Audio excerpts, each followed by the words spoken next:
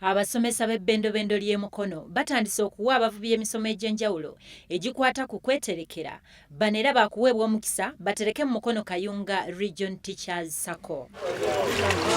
Nelson Mulyanga nga yakola nga maneja wa Kayunga Region Teachers Sacco agamba nti bagenda kutandikira ku bavubi abali ku mwalo gw'Ekiyindi ne Katosi n'ekigendererwa ky'okubaagazisa empisa ey'okutereka. Kabanga katono ke tubaddeyo olaba nti balina ssente zibasobola okuterekako ate ne beewola. Nsonga lwaki tetutidde genda mu communities ng'ezo.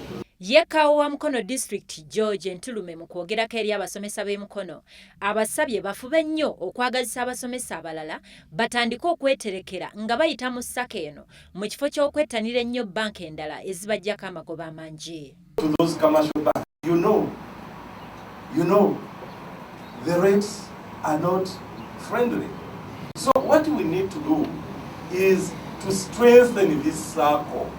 Ate ye David Matovu nga RDC wa Mukono agamba nti gavumenti egenda kukola nga bw'esobola okulaba ng'efeffetta abo bonna abanaagezaako okweyambisa obubi ensimbi z'abalala eziterekebwa mu ssako. Okusiba omuntu akoze ensobi ereesereza abantu tukirinako mutawaana nga tufuna auditor Commerce officer nga tuwa reporter zino zabuze anakamute kifo nga tukusiba ng'ogenda e Kawuga ng'oyambala uniform ng'olima.